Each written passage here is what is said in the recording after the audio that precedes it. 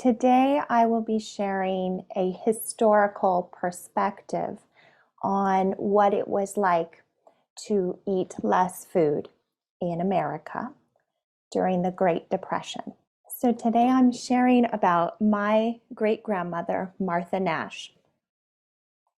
She was a first-born American, raised in a time when many Americans struggled to put food on the table.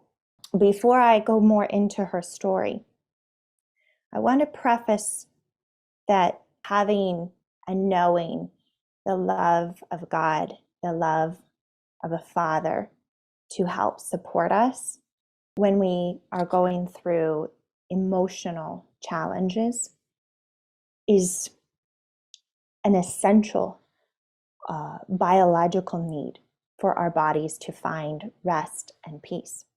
When she woke up from the surgery, she reported to her doctor that she could no longer taste.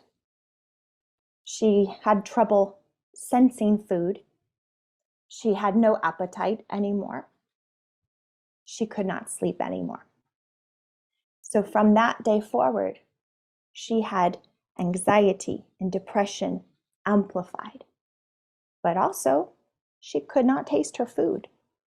I believe this was the point where she had come to her all-time low. And her family worried. And the doctors worried. For her, the answer was to be committed to the Minnesota State Hospital for the Insane. She received an evaluation, and they determined her to have a case of nerves when she said, "I don't need food." We know she was subjected to electrotherapy, shock in the brain, to try and get her to change her mind. After 6.5 years, she was released on parole. She looked okay. She was not dehydrated. She was not malnourished. She was not fatigued. She was not dead.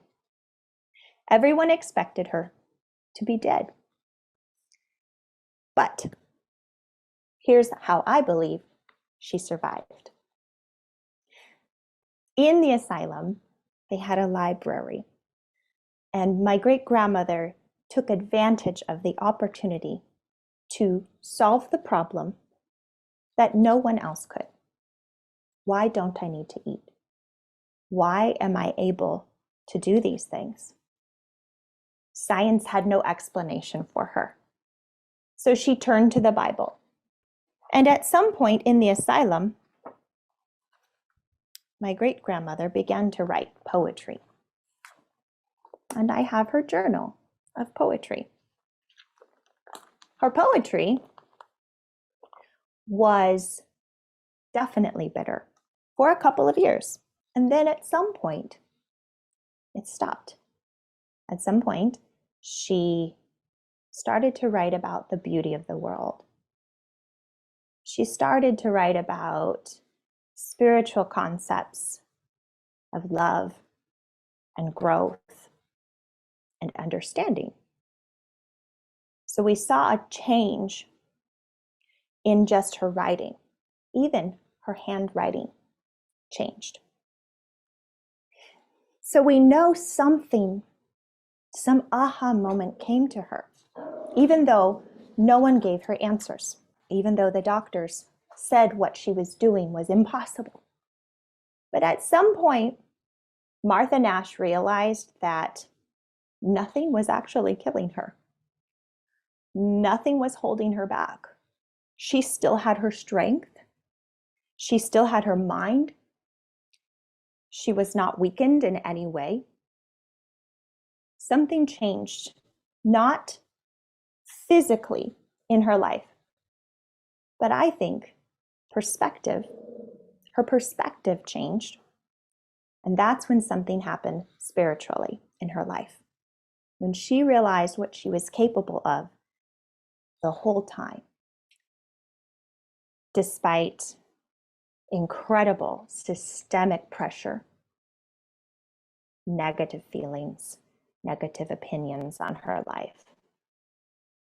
Even though the world back then did not get to see her as an advocate, they did not get to see her healed. They did not get to see that because they kept applying the labels to her. I believe now the world will be able to see her for who she was, really, as a wonderful poet, an award-winning poet, actually, as an advocate, as a feminist, and as an incredibly strong woman of fortitude, that even when electrodes were being put to her brain to change her mind, to change her truth, she never wavered.